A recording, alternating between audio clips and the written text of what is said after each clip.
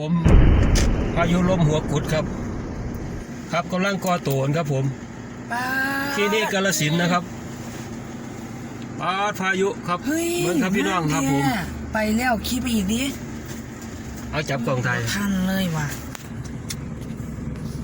โอ้ยนั่น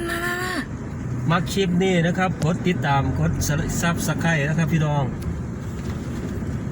โอ้ยโบทันซ้ำไปพายุครับกำลังก่อตัวขอปลาแล้ว